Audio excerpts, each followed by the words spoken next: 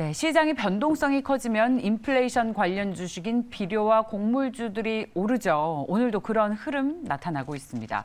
게다가 제약바이오주들은 그동안 정말 어려웠는데 저희 증권광장에서도 제약바이오 언급 횟수가 늘어나다 보니 오늘 제약바이오주, 특히 셀트리온 삼형제들이 동반해서 상승을 나타내고 있어서요. 이런 틈새를 노려도 괜찮을지 변동성이 높은 시장에 강세를 나타내는 종목들의 상승 이유를 진단해 보겠습니다. 인베스트 자문의 인성익 고문입니다. 어서 오십시오, 고문님. 네, 안녕하세요. 오늘도 현대사료 장 출발부터 가격 제한폭까지 오르더라고요. 팜스빌도 급등하고 있는데 그 이유가 어디에 있다고 분석하십니까? 현대사료 올해 운이 좋은 것 같아요. 이게 액면 분할을 했죠. 액면 분할해서 이제 거의 한 2주간 거래를 못하다가 오늘 이제 거래가 재개가 됐는데 갑자기 곡물주, 사료주들이 오늘 급등을 했어요. 전체적으로 시장이 안 좋을 때마다 올라가는 쪽이 자원 관련주예요. 자원 관련주가 이제 곡물, 그다음에 석유, 가스 이런 것들이 있는데 아무래도 곡물주들이 이제 거의 뭐 이제 한 타임을 끝내고 좀 쉰다라고 생각이 들었는데 갑자기 기후 문제가 또 부각이 됐죠. 전 세계가 지금 막 그 폭염에 들끓고 있는 현상이 계속 벌어지다 보니까 아무래도 그런 쪽 폭염이 시작되면은 가장 문제되는 게 이제 작황이죠. 작황이 떨어질 수 있을 가능성이 있다. 왜냐하면 벌레도 많이 생기고 거기 이제 비료 농약도 많이 쳐야 되고 그다음에 아무래도 생산량도 줄어들고 여러 가지 그 상황. 그러니까 우크라이나 사태 때문에 그 곡창지대에 문제가 생기면서 그 유통의 문제가 계속 지속된다. 어떤 전 세계적으로 먹는 게 상당히 힘들어진다. 이런 것 때문에 올랐는데 그게 거의 끝나갈 무렵에 이제 기후 때문에 또 리바이벌 된 게 아닌가. 그러다가 오늘 이제 현대 사료가 액면 분할해서 거의 뭐 2주 만에 이제 시장에 나왔는데 날이 좋아가지고 오늘 아직 급등을 했던 상한가 바로 이제 진입을 했는데 계속 진행될지는 좀 두고 봐야 되겠다는 생각이 듭니다. 두고 보자 하다가 계속 호재성 재료들이 나오고 중국에서 폭우도 발생했다고 하고 액면 분할 소식도 있고 이런 종목은 정말 알고 투자를 하면 좋겠습니다만 알 수 없기 때문에 신의 영역이랄까요? 어쨌든 여러 가지 재반 여건들이 확충이 되고 있는 것 같습니다. 근데 소맥과 옥수수 가격은 급락해서 사실 급락하게 되면 곡물 가격이 안정 시그널이다. 그리고 인플레이션 주식은 또 주식시장에서 재료가 좀 소멸되는 거 아닙니까? 예, 그쪽 옥수수 우리가 걱정을 했던 그 옥수수나 소맥, 대두유 이런 가격들은 이미 시카고 선물시장에서 하락을 하고 있어요. 벌써 하락한 지가 벌써 한 달 이상 됐기 때문에 이쪽에 계속 재료가 붙어 있을까 생각을 하는데 옥수수 같은 경우 이제 시카고 상품거래소에서 저점이 550톤당 550불에서 800불까지 올라갔다 지금 750까지 빠진 상태고 우리가 걱정했던 밀 같은 경우에 800에서 거의 2배 가까이 한 1,400까지 올랐다가 지금 거의 1,000대까지 밀렸어요. 그래서 웬만큼 그 이제 곡물 시장의 선물 유통 가격은 상당히 조정을 보이고 안정성을 취하고 있는데 이제 우리 시장 같은 경우는 뭐 여러 가지 요건 그러고 시장이 안 좋을 때마다 서두 말씀드려서 올라가는 게 자원관리주거든요.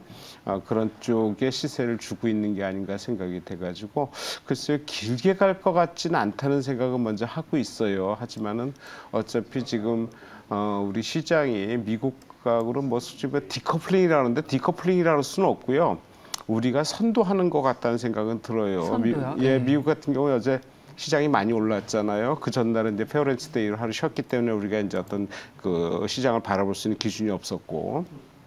근데 상대적으로 우리는 오늘 좀 빠진단 말이에요. 어제 올랐던 거에 대해서 또 반발 매도가 나오고 이제 차익 매물이 나온단 말이에요. 그러니까 길게 봐서는 서로 이제 주거니 받거니 하면서 지수가 맞춰지고 올라가는데 과거 같으면 미국장이 오르면 그 다음날 이제 우리 시장이 뭐 따라가는 그런 이제 상관관계였는데 지금은 상당히 좀 딜레이된 상관관계로 이제 디커플링이라보다는 커플링이 좀 늦어지는 그런 상황이 아닌가 생각해서 그런 쪽에서 시각을 맞춰갖고 시장 자체를 매매해야 되지 않겠나 생각이 듭니다.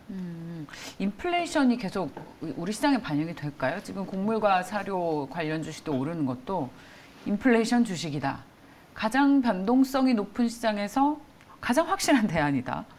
이런 해석들을 하고 있는데 이 모멘텀 계속 작용하겠습니까? 네, 뭐 가장 확실한 대안이라고 얘기할 수는 없는 것 같고 없다. 인플레이션의 가장 확실한 대안은 지금 상황이 없죠. 과거 같으면은 이제 어떤 그 대체제가 생겨갖고 주식시장이 떨어지면 채권시장으로 간다든가 부동산 시장이 오른다든가 이래야 되는데 지금은 너나 할 것 없이 다 오른 상태고 돈이 많이 풀린 상태에서 출구 전략으로 미국이 이제 돈을 이제 빨아들이면서 거기에 이제 인플레이션까지 이러고 시장 자체가 전체적으로 물가 자원이 좀 많이 자원 관련해서 이제 많이 올라가는 것만 돈이 많이 풀렸기 때문에 지금 올라가는 상황이고 그 와중에 우크라이나 전쟁이라든지 지금 최근에 나온 이제 기후 관련해 가지고 이래서 이제 올라가는 거기 때문에 현재 인플레이션 시장이 뭐 어느 정도 올랐다가 진정되느냐 글쎄요. 지금 뭐 누구는 뭐 시작이라는 얘기도 있고 인플레이션을 넘어서 지금은 이제 스태그플레이션으로 가기 때문에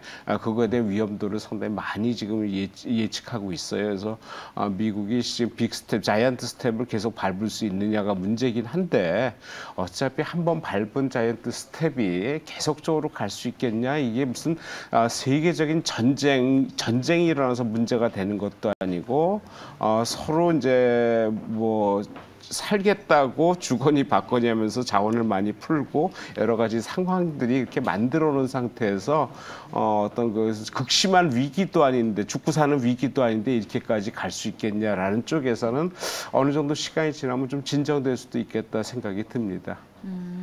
진정될 수 있다. 인플레이션 우려가 진정될 수 있다. 그러면 관련 주식 투자는 저희 변동성을 좀 염두에 둬야 할까요? 저희 탑픽을 사실 여쭤보고 싶었는데. 네, 오늘 같은 게 저는 그 이제 지금 오늘 같은 경우 가장 많이 올라가는 이제 곡물, 사료, 비료 관련해서 이제 한 통으로 좀 보고 있기 때문에 그런 쪽에서 최근에 그 우크라이나 전쟁 시작하면서부터 급등을 했어요. 한 이후에 어느 정도 정점을 찍고 지금 조정을 보이고 있는 상황이거든요. 여기에 이제 갑자기 기후가 맞아 떨어지면서 갑자기 오늘 급등을 했고 시장 자체가 안 좋을 때마다 오르는 게 자원관리주다 말씀드렸고. 그래서 이런 쪽에서 이 종목을 이런 업종을 계속 볼 수 있겠냐 생각이 드는데 제가 보기에는 종목별로 차별화를 이제 두셔야 될 것 같아요. 아무래도 실적이 뒷받침되는 쪽은 아무래도 차트를 만들면서 계속 장이 좋든 안 좋든 따로 갈 수 있겠지만은 같이 휩쓸리면서 실적도 별 내용이 없는데 휩쓸리면서 간 종목에 대해서는 아무래도 차별화가 나타나지 않겠냐 생각이 드는데 전체적으로는 지금 그 이제 유통이나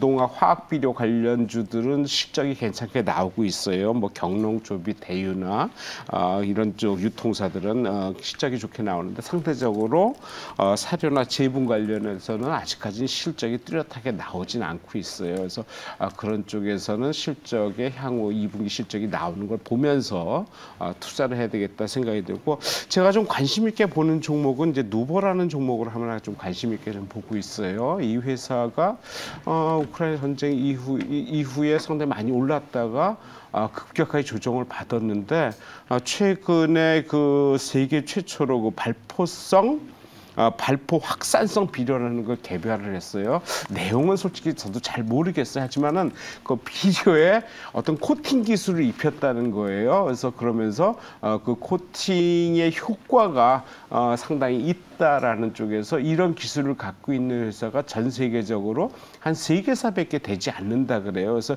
그거의 효능은 사용량도 상당히 감소할 수 있고 그다음에 그 뿌리는 횟수도 줄어들고 온실가스도 배출되고 토양의 오염도 줄어든다. 이게 거의 그 줄어드는 비율이 거의 기존 거의 배 이상, 배까지 가능하다. 뭐 이런 식으로 얘기가 나오기 때문에 그러니까 어떤 실제적인 데이터가 어느 정도 나오는지 모르지만은 전 세계적으로 상당히 희귀한 개발품이고 우리나라가 독자적으로 개발을 했다.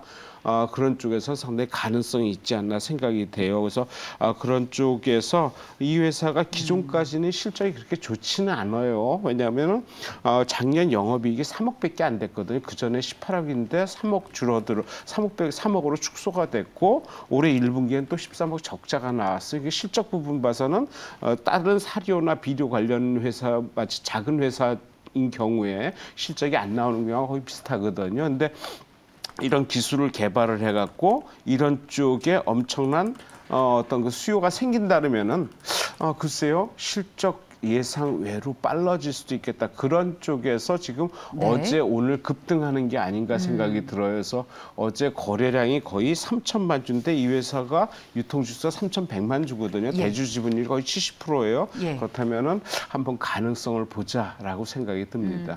변동성이 확대되고 있는 시장에서 인플레이션 주식은 대안이 될 수 있을지 여쭤보고 있습니다.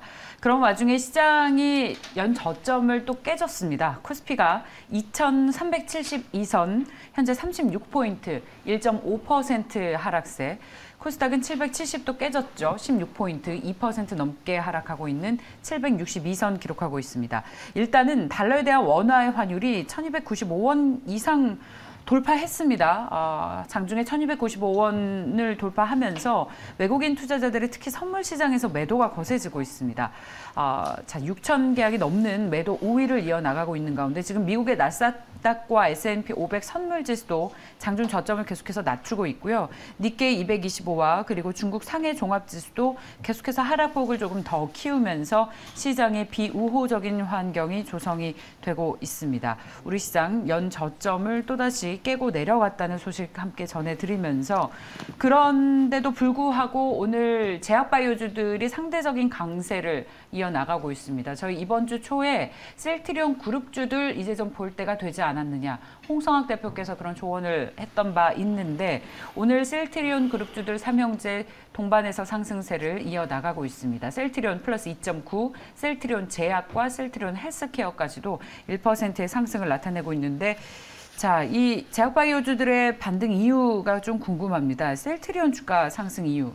고모님 어디에서 찾을 수 있을까요?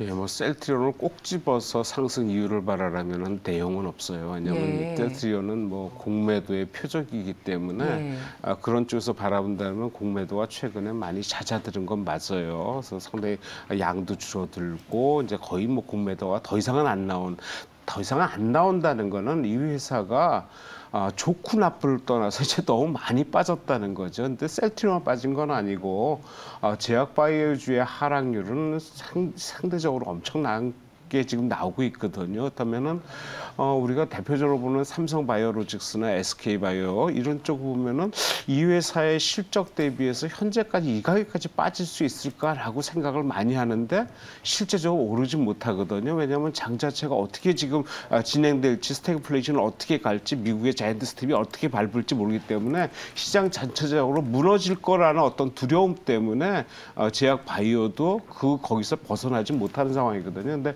최근 들어서는 이제 코로나가 한번 이제 지나가고 뭐 가을에 한번 재유행 될지 모른다 그러지만은 기존의 코로나 이전에 관련 제약주의 어떤 그 새로운 치료제 다른 코로나 관련 없는 기존의 병에 대한 치료나 어떤 새로운 암 진단이나 그런 관련해 갖고 그런 것이 상당히 연구가 많이 있거든요. 그런 쪽에서 이제 시각을 좀 돌리는 게 아닌가 생각이 들어요. 그래서 어차피 제약주가 이제 바닥권에서 터닝을 한다라면은 셀트리온도 상당히 좋고 전체적으로 되는데 아무래도 대형주 위주로 오늘 삼성전자가 진짜 14일 만에 외국인이 매수를 했잖아요. 그렇다면 이제 전체 시장이 풀리면 삼성전자에서 큰 게 풀려야 되거든요. 마찬가지로 제약바이오도 풀리려면 삼성바이오로직스나 SK 쪽, 셀트리온 이런 쪽이 풀려야 돼요. 그래서 그런 쪽에서 한번 관심을 가질 필요 있다 생각되고 개인적으로는 SK바이오 같은 경우는 지금 30만 원에서 10만 원까지 빠졌거든요. 10만 원을 좀 깨냐 안 깨냐예요. 그렇다면은